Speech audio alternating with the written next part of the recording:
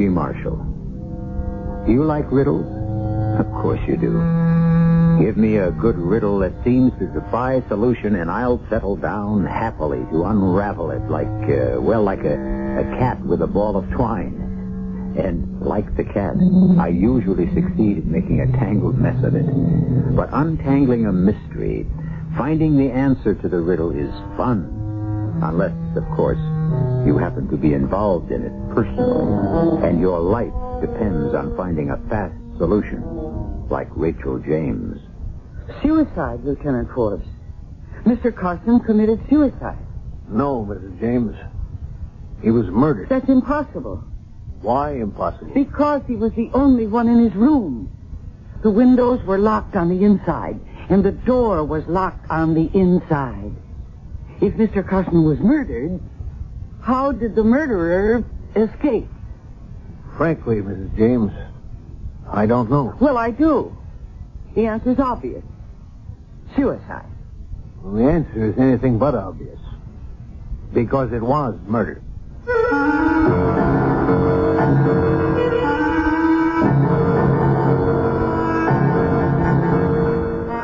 Our mystery drama, Key to Murder, was written especially for the Mystery Theater by George Lothar and stars Mercedes McCambridge. It is sponsored in part by True Value Hardware Stores.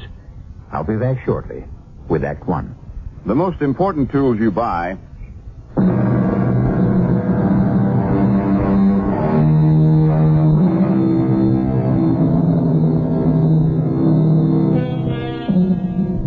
I might as well come right out and say it.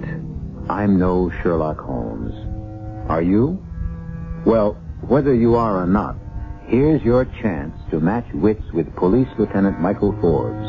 Mike to you. Luckily, you have nothing to lose. Mike had everything to lose. The life of the woman he had come to love. The story begins in a certain old 4-story brownstone in a certain large city on a certain cold and wintry day. In the rather stuffy Victorian living room, Rachel James and her closest friend, Minerva Hall, are having a much-needed cup of tea. Another cup, Rachel? Oh, I guess so, Minerva. Might as well enjoy it while I can still afford it. Oh, come on now. Things aren't that bad. Just because 2 of your roomers packed up and left. Mm-hmm. Mrs. Parker's making noises about doing the same thing. I don't know that I want to go on living in a boarding house where there's been a suicide. That's what she told me this morning. It's always darkest before the dawn, Rachel, and Minerva, please. This is no time for one of your life can be beautiful proverbs. I'm in a real blockbuster of a bind. You know as well as I do that I've gone through an awful lot since I inherited this rooming house from Aunt Hattie. I know it hasn't been easy for you. Easy? What with inflation and taxes and mortgage payments and skyrocketing fuel bills and I don't know what all, I just barely managed to keep my head above water. And now with 2 boarders gone, 3 rooms empty, counting poor Mr. Carson, I don't know how I'll make ends meet. I just don't know. One thing you can do is stop worrying. We'll get by somehow. If worse comes to worse, you can always sell the place. And I've got my job at Gibbon Real Estate. Don't look at me like that, Rachel. After all, I am your oldest and closest friend. Oh, my dear Minerva, let's face that. You just get by as it is on what they pay you as a clerk. And there's... Well... I don't like to mention... I know. My mother. If it weren't for you footing the bills, I'd never be able to keep her in that sanitarium in Cleveland. Well, that's another problem to worry about. What happens to her if I go broke? Well, she is really not your responsibility. Oh, but she is. She's your mother. I couldn't let anything happen to her any more than I could let anything happen to you. There's somebody at the door. Maybe someone who wants to rent a room. Yes. Miss James? Yes. Lieutenant Mike Forbes. Homicide? Lieutenant. Homicide? You mean the police? Yes, ma'am. Oh, well, won't you come in? It's a terribly cold day, isn't it? Well, cold, windy. I walked over from the precinct station. It's just a couple of blocks. The wind darn near blew this pipe of mine right out of my mouth. I see you held on to it. You object to pipe smoking, Miss James? I mean, if you do... Oh, no, that's, quite all right. Well, now, Lieutenant, I have one or two rooms I think you might like. There's one on the 4th floor that's very spacious. It overlooks the garden in the back. It's very quiet. Miss James, I'm not here to rent a room. I'm investigating the death of Harold Carson. Oh. Will you come into the living room, then? Minerva, this is Lieutenant Forbes of the police. My friend, Miss Minerva Hall. How do you do? Undo. Won't you sit down, Lieutenant? Oh, thank you. Well, now, you say you're investigating poor Mr. Carson's suicide? Yes, ma'am. The fact of the matter is, it wasn't suicide. Not suicide? No, ma'am. Harold Carson was murdered. Murdered? Oh, but that's not possible. Why isn't it? Well, you know how he was found, don't you? I mean, don't the police make out reports and things? Oh, I read the dope sheet all right. Well, then you know he was found on the floor with his head right next to the gas heater and all the jets turned on full. Yeah, I know, but... Minerva here and I smelled the gas, and we traced it to Mr. Carson's room, and we called to him. But he didn't answer, and then we tried to open the door. But it was locked on the inside. So Min and I had to break it in. And thank heaven she was here, because I'd never have been able to do it alone. Yeah, I can imagine. And there he was, the poor man. He was dead. A suicide.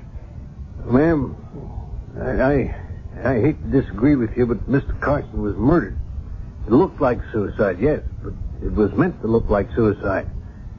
But the autopsy report from the medical examiner's office states that the old man was first rendered unconscious by a blow to the head, and that death by asphyxiation, gas, followed. Someone knocked him out, then turned on the gas? Yes. But he couldn't have been murdered. If he was, what happened to the murderer? What do you mean? Well, how did he get out of the room? The windows and door were locked on the inside. No, that couldn't be. Lieutenant, the key was in the door lock on the inside. This is an old brownstone with old doors, the kind that have those big keys, you know. And there's only one key to each room. You don't have duplicates? No, and even if I or someone did have a duplicate, you can't unlock the door from the outside without pushing the other key out of the lock. We'd have found it on the floor, not in the lock. Mm-hmm. Well, interesting. Very. Oh, that match. Put it out. Just relighting. No, put out the match. I smell gas. Or I think I do. Oh, not again. Not again. You're right. I smell it now. It seems to be coming from... Yes, it is. It's from upstairs. All right, here. I'll go first. Oh, if it's another... It isn't. It can't be. Lightning never strikes twice in the same... Oh, men. The smell is strong, very strong, here on the 3rd floor. Yeah, coming from this room. Mrs. Parker. Open up. Open up in there. Break it in. Break it in. Mrs. Parker. Oh, Mrs. Parker. No. Oh, no. Open the window. Let me. Locked from the inside. Door locked on the inside, too. Key in the lock. Mrs. Parker. Oh, let's get her to the window. Fresh air. No. Don't bother. She's dead. But maybe if we can get some air into her lungs. It won't cure a broken neck. Broken? You can see the way it's twisted, Miss Hall. It's broken, all right. Then she's been murdered, too. Yes, Miss James. She's been murdered, too.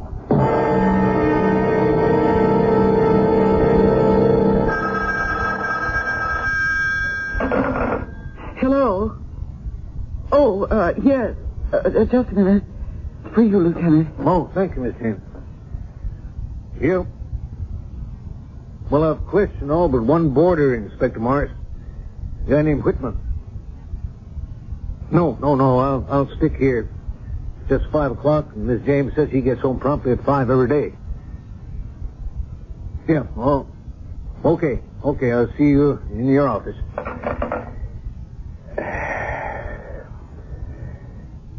You look pretty beat, Miss James.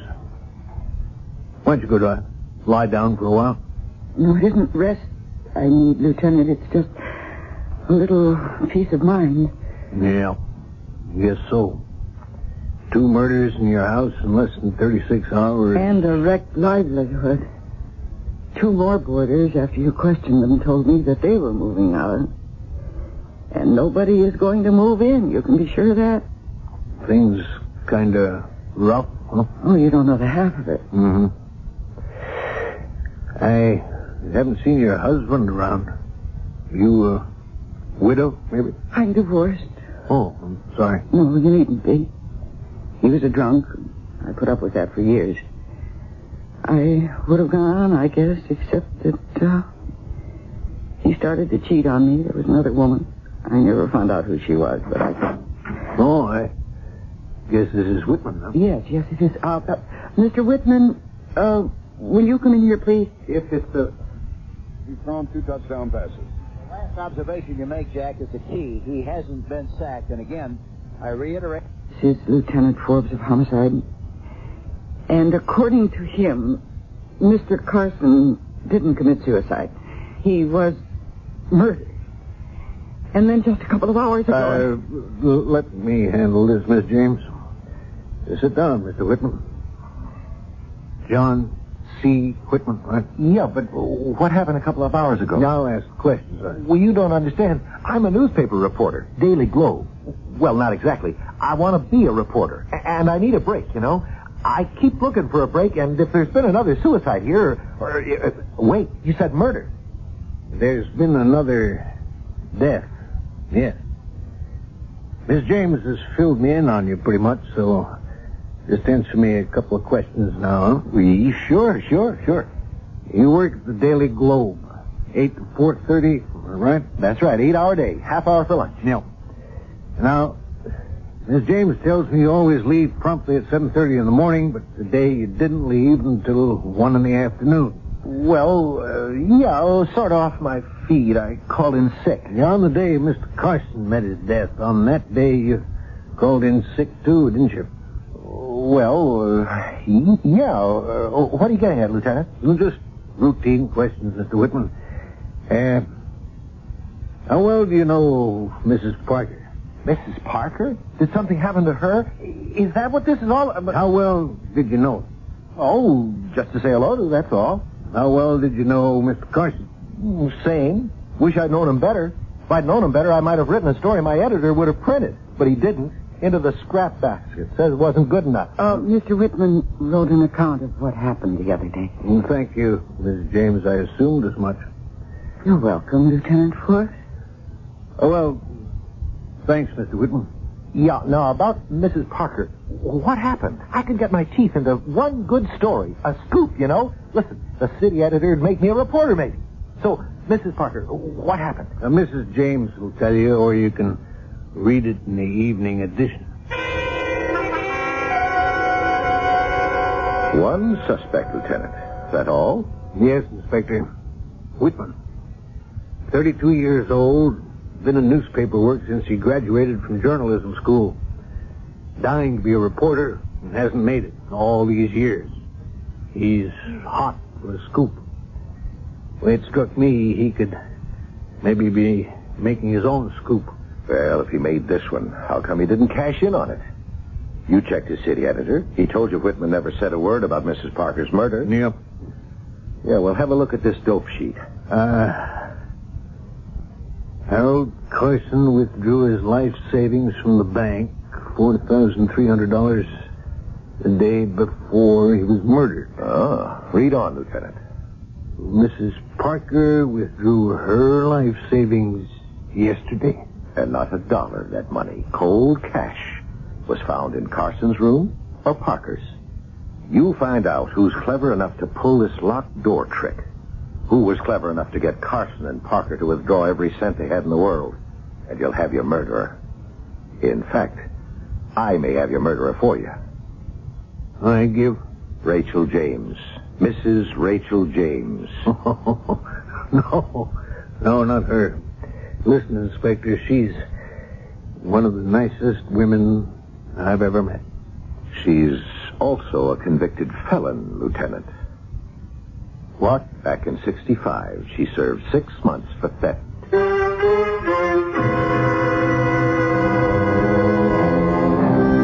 look on Lieutenant Mike Forbes' face reveals not only shock, but something else. And I don't know what it is myself. Maybe... Well, no. It couldn't be that. He's only known Rachel James a few hours at most. And I've never believed much in love at first sight. I don't know. Maybe we'll find out when I return for Act 2. You know how...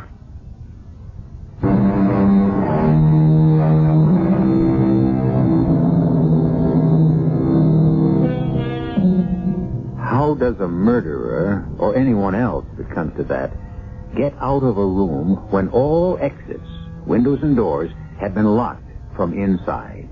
Impossible? No. After all, whoever murdered old Harold Carson and Mrs. Parker and tried to make their deaths look like suicide must have accomplished what only seems impossible. Up to this point, I've been unable to figure it out, and perhaps you have too. So let's join Lieutenant Mike Forbes in the living room of that old 4-story brownstone as he tries getting to the bottom of things. Lieutenant, are you accusing me of murdering Mr. Carson and Mrs. Parker? No, Mrs. James. Then why did you come here to ask her if she'd ever been convicted of theft? Now, Miss Hall, if you don't mind, I'd like to talk with Mrs. James alone. I do mind. Rachel's my friend, my inseparable friend. Whatever you have to say, you can say in front of me. Do as he says, Min. I'll be all right. Well, if you need me, I won't be far off. Miss James, I'm sorry if I'm causing you an embarrassment, but 2 murders have been committed in this house, and I've got to get at the truth of things. I'm ruined, Lieutenant. That bad? It couldn't be worse. I'm afraid I'm going to have to sell, whether I want to or not. Well, at least you get a good price. Land values in this area are high. Gone up, too, since they built that office complex and shopping mall over on 8th. Yeah, but, look, I've got to ask you these questions, Miss James, and it'll be in your best interest to answer them. Now then, you did serve a 6-month sentence for theft, didn't you? Yes. And I suppose that, makes me a murder suspect right there. Oh, no. I just have to check out everybody's all. Now, about that theft. Were you guilty? No. Was Miss Hall? No. But it could have looked as if she was. And... Oh. You know. You've known all along. Well, like I said, I've been checking. Well, if you knew, why'd you bother to ask? See how you'd react. You reacted fine. Well, thank you. I'm sorry. I didn't mean to offend you. Getting back to the theft, your friend Miss Hall, well, her boss had given her $900 in cash to put in the bank. Is that right? Well, never mind. I know it's right. You came to the office to go to lunch with her and waited for her at her desk while she was in the ladies' room. When she came back, she opened her desk drawer to get the envelope with the money in it, and it was gone. Now, you just told me you weren't guilty. Is that so? Why'd you plead guilty? Well, why? To protect me, Lieutenant. Yes, I've been listening outside the door just in case you got too rough with Rachel. Oh, Min. You might as well know, Lieutenant. You probably know anyway. I stole that money. Min! No, it's got to come out now. My mother came down ill, very ill, and I needed money. When my boss gave me that $900, well, the temptation was too big for me. It was a stupid thing to do, especially since I was sure to be suspected, as I was. But that's when this wonderful woman here stepped forward and said that she'd done it. When you had to be with your mother, she needed you. And I was divorced and living alone. Oh, you sacrificed yourself for me, Rachel. And I'll never forget it. Someday I'll get the chance to repay you. Yeah, well, I'll move along now. And thank you for being so frank and open with me about the theft of that money. You knew anyway. No, Miss Hall. I didn't know.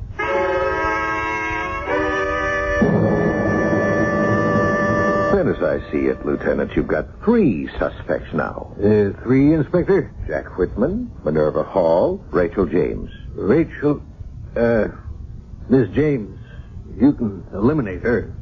She didn't do it. Well, you seem awfully sure of that. What makes you so sure? Well, I just can't imagine her killing anyone.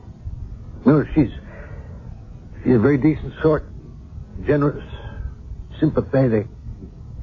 Well, anyhow, that's the picture I get from the boarders I talk to and my own observation. Attractive to whom? Meaning what, Inspector? Well, don't let any interest you may be developing in Rachel James put blinders on you. Now, about this Miss Hall, this close friend of Mrs. James, you say she admitted stealing that $900 and letting Mrs. James take the rap for her? Yeah, but she's no common thief, Inspector. No, it's the Whitman guy who interests me. I talked to his editor at the Daily Globe. Seems Whitman has been knocking himself out to get to be a reporter for years, but just hasn't got what it takes. He fools himself into thinking all he needs is a break. And you figure maybe he's making his own breaks with these murders. That could be. The more I think about it, Lieutenant, the more it seems to me cracking this case depends on finding the answer to those locked rooms. I couldn't agree more. Check the doors and the windows. They're solid. No gimmicks. You'll laugh, but I even checked for secret panels. Yeah, well, it's an old brownstone, you know. You never know what you might find, but no dice. Well, keep after it. There's an answer. Find it. Yeah. I got a feeling I better find it fast. Why? I don't know. Just one of those feelings you get. Feeling that tells me there could be another murder. Rachel, this is Mr. Gibbon. Arthur Gibbon, my boss. Mr. Gibbon, Rachel James. It's a pleasure, Miss James. Oh, won't you sit down, Mr. Gibbon? Thank you. Well, Miss Hall has told me of your situation here.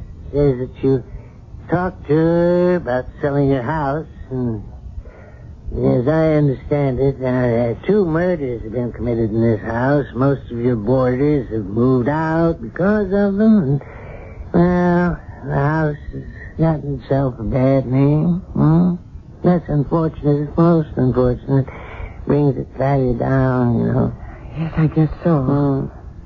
Tell me, Miss James, any idea what your house is worth? Well, no, not really. I was thinking you might make me an offer.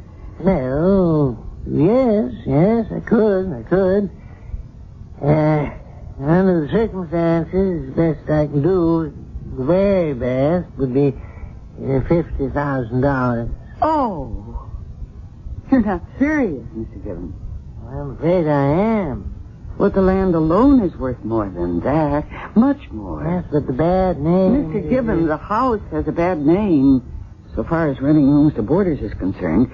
But if you are the businessman Minerva's always told me you are, you wouldn't be buying the house. You'd be buying the land to tear the house down and put up an office building or something. Well, yes, that's true enough. But, the land isn't as valuable as I gather you think it is. And as I understand it, you have no option but to sell. Well, I'm sorry, Mr. Gibbon, but your offer is much too low. I guess the thing for me to do is to get bids, or whatever they're called, on the property and take the highest. It's your house, your land, you can do as you wish. But I ought to tell you, you're making a mistake. As I said, land values are down. But if you change your mind, Mrs. James, you let me know, huh? My offer will still stand. No, that's all right, Minerva. I'll see myself out. Oh, you won't forget about the deeds. The deeds? Yeah, the ones I want to work on tonight. Yeah. I'll see you in the office then at 7. At 7. I'll be there.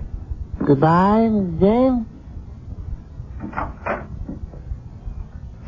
I could be wrong, Rachel, but I don't know. $50,000 seems like a good offer to me. No, you could be right. But I'll shop around. No. There's no other way, man. Then there's no other way, Art, and the hell with it. Well, now you listen to me, baby. Oh, no, Art, no. I've gone as far as I'm going to go. This is no time to chicken out. I never bargained for killing Rachel. I didn't either. But how was I to know she isn't the naive pushover you told me she was? Oh, it's that police lieutenant Forbes. What do you mean? Well, there's a change in Rachel. A subtle change. I noticed it right after she met Forbes. Well, I still don't get the change. Neither do I. All I know is there's a man in her life again. For the first time in years. Well, all right, so there's a change in her. There's $1 million No, I riding on cannot kill Rachel. Carson and Parker, yes, they meant nothing to me, nothing. I even conned them into taking their life savings out of the bank, suckers. But to kill Rachel, no, Art, no, I can't do it. You'll do it. You've got to. I won't. You were willing enough to wreck her boarding house business. Willing enough so I could move in, grab that property for 10 cents on the dollar. Taking her money is one thing. Taking her life. No, Art, no. I guess there's some little spark of decency left in me. Decency? You can talk about decency? Conning her all these years, sucking her dry like those monthly handouts to keep your dear mama in the sanitarium. Your dear mama who died years ago. Money's one thing. Money's everything. Without it, might just as well be dead. Now you listen. I didn't set this whole thing up. I didn't explain the locked door trick and everything. The locked door trick that didn't work.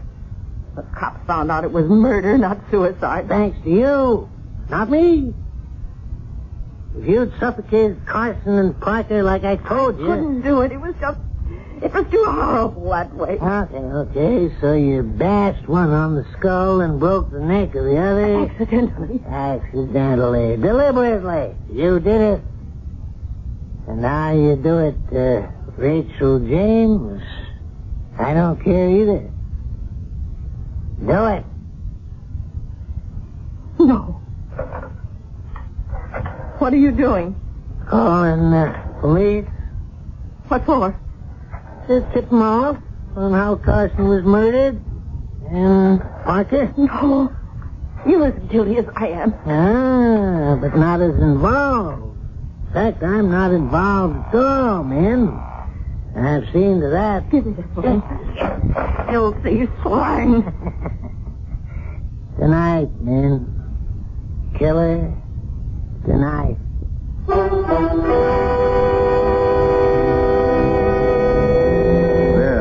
a spark of decency may still flicker in Minerva Hall's soul, but clearly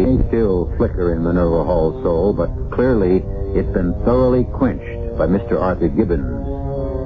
Or has it? We'll see.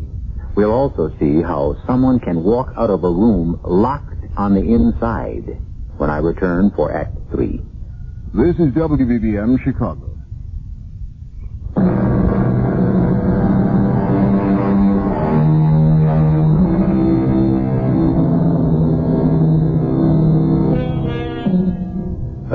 strange and baffling thing, human emotion.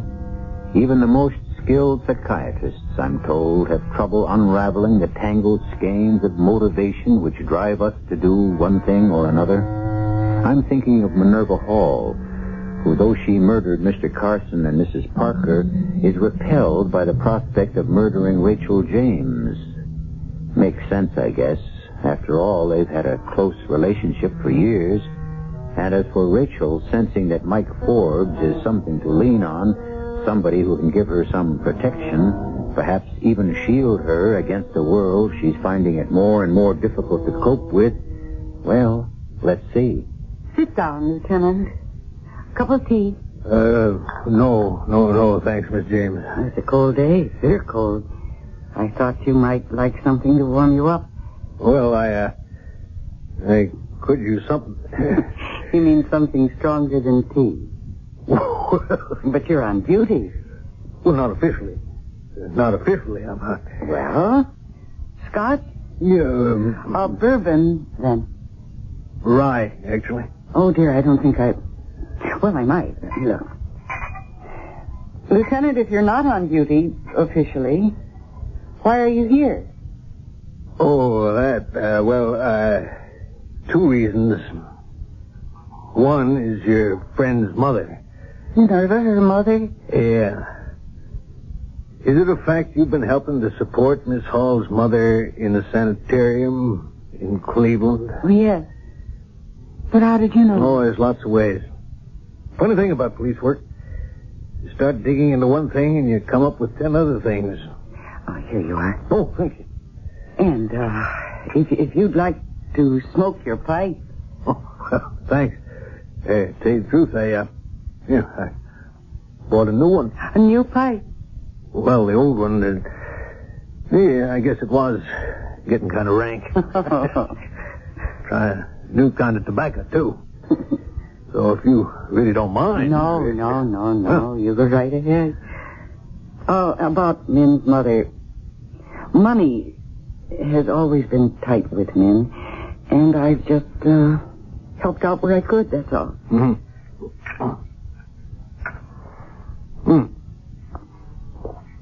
I see. What is it you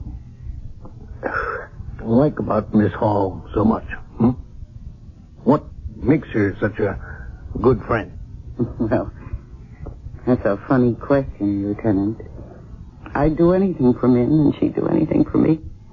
It's as simple as that. You said you had another reason for coming to see me. Yes. What is it? Well? You. Now, there. Wait a minute, don't get me wrong, Miss James. Rachel. I don't know how to put this exactly, but, well, it's like this. Oh, hang it all, Rachel. I like you. Well, I like you too, Lieutenant. You do? Mm-hmm. Well, women, they scare me. Always have. But not you, though. Mm-hmm. You, well, you're... You know what I mean? I think I do, yes.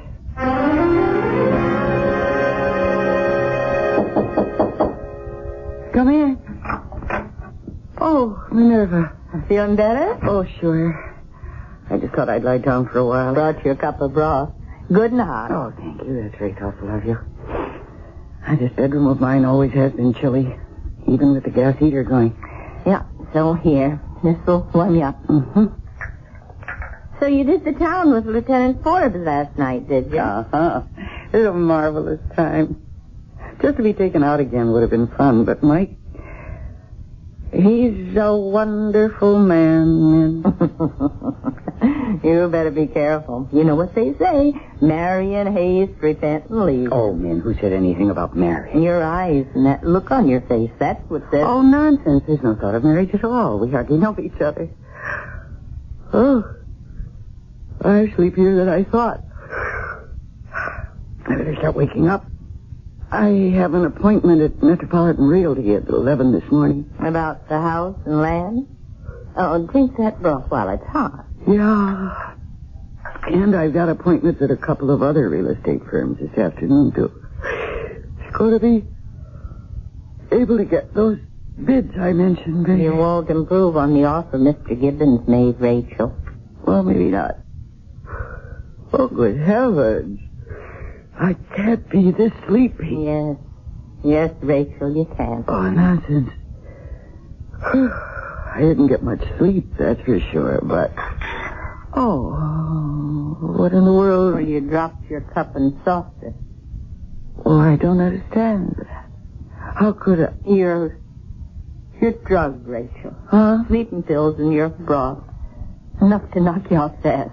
Sleeping pills? What is this? I don't want to do this, Rachel, but I got no choice. No choice? It's your neck or mine. It was Art's idea. Art Gibbons. We're lovers, Rachel. Well, we were. Oh, and how could you do this? How could... Rachel. Rachel. Goodbye, Rachel.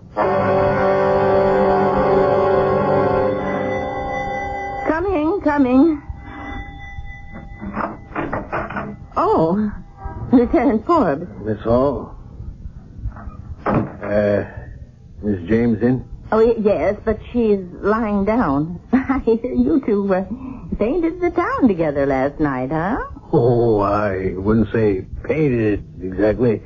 Enjoyed ourselves. Oh, Mr. Whitman, isn't it? Yeah, how are you, Lieutenant? Okay. Yeah, quite a bundle of laundry you got there. Yeah, always go out and pick it up Saturday morning. My day off. Well, see ya. I'll tell Mrs. James you dropped by, Lieutenant. Oh, well, maybe she'll be up before I go. I really dropped by to see you, Miss Hall. Me? About what? Well, one or two things. Your mother, for one. My mother? Yes. According to my information, Rachel's been supporting her in that Cleveland sanitarium for years, giving you a monthly check for just that purpose. Oh, what of it? I checked with the sanitarium. He told me your mother died 4 years ago. Yeah! What? I smell gas up here. Lieutenant, Miss Hall. Hey, let's get up there. It's coming from Mrs. James' room. Mrs. James' room right there. Oh, no. It's locked. Rachel? Get out of the way. Rachel! Rachel! Whitman, get that window open. Yeah, okay. Rachel! Window shut. Break it, fast. Lieutenant... No. Thank God, no. We got here in time. Get into the window. Now breathe, Rachel. And you, Miss Hall. Minerva, stay right where you are. Oh, I'm just going down. Stay where you are. You're under arrest for murder. Murder? Arrest? What are you talking about? You know damn well what I'm talking about. Oh, you're out of your mind. You're not making any sense. We find Rachel on the floor by the gas heater, the door locked on the inside. Yeah, Lieutenant, the key is in the lock. And you accuse me of murder? Murder one.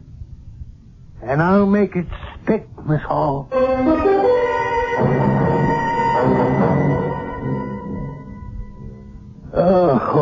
Oh, I take my hat off to you, Rachel. You sure know how to boil a steak. I'm glad you enjoyed it, Mike. I will never understand how Min could have done to me what she did. Well, it's easy enough to understand. For a cop it is, anyhow. I meet all kinds. Generous, greedy, those you can trust, those you can't. What makes some one way and some another, well, that I will never understand. People, you can't figure them out. You figured out the mystery of the locked rooms fast enough. Oh, that didn't take much. If Minerva had been smart, she'd have gotten away with it. I mean, if she'd used sleeping pills on Carson and Mrs. Parker the way she did on you, then maybe I'd have bought the suicide bit. But Carson and Mrs. Parker were obviously murdered. So the murderer couldn't have gotten out of their rooms, leaving them locked on the inside. It's impossible, of course. So I had to keep looking for the possible. In other words, how did the murderer make it look as if each door had been locked on the inside, when actually the murderer had left the room and locked the door from the outside? And the answer, when you found it, was so simple. Yep.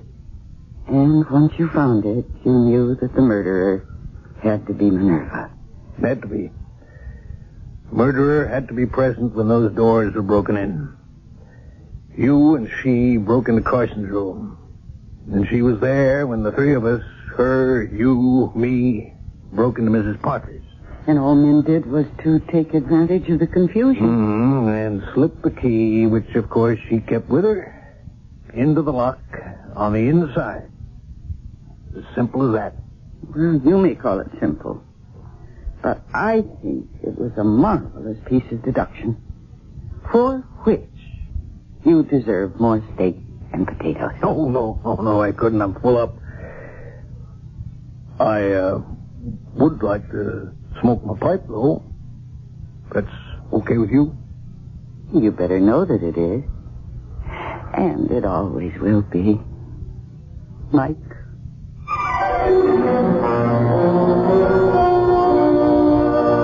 As simple as that. The murderer locked the door on the outside, and then, breaking in later, simply slipped the key into the lock on the inside. Simple? I think it's ingenious. I would never have thought of it. Would you? I'll be back shortly. Hi, I'm Susan Anton. Fitness that feels good by day needs firmness that feels good by night. That's why you'll love the Certa-Perfect Sleeper. Luxurious top comfort plus deep inner support. You get both with every perfect sleeper.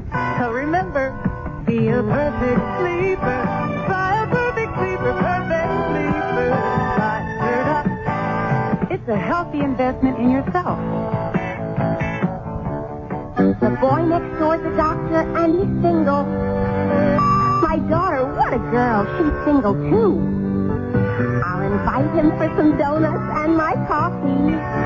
Maxwell House, I'm leaving it up to you. Maxwell House, good moment. Maxwell House, good coffee. Good to the last drop. Maxwell House. Get together with the great taste of Maxwell House coffee. Coffee you can count on.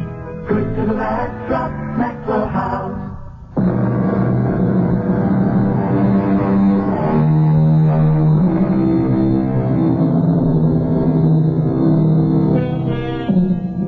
You'll be glad to know that Mike and Rachel are married now, with two nice kids.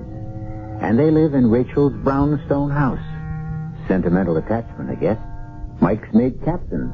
And, oh yes, he's got a collection of pipes now. 8 beauties. Each bought on the anniversary of the day he saved Rachel's life.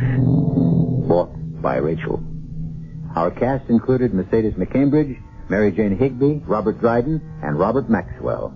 The entire production was under the direction of Himan Brown. And now, a preview of our next tale. I know you saw at me. What kind of a chump do you take me for? Oh, look, I'm sorry about the accident, but you know I didn't mean it. And besides, you and me, well, we used to like each other. What are you talking about? Look, I was the best safe cracker in the city, and you was the smartest detective on the force. You was out to get me, and I was out to beat you. But there was nothing personal in it, huh? Each one of us was only doing his thing. Hey, man, that's why you gotta get me out of this. Why should I? Because you know I didn't kill him. I don't know anything of the kind. Oh, look, man. was going to say, look me in the eye and say that, but I can't because you can't. You know I'm not a killer. And you know that I didn't kill him. This is E.G. Marshall inviting you to return to our Mystery Theater for another adventure in the macabre. Until next time, pleasant dreams.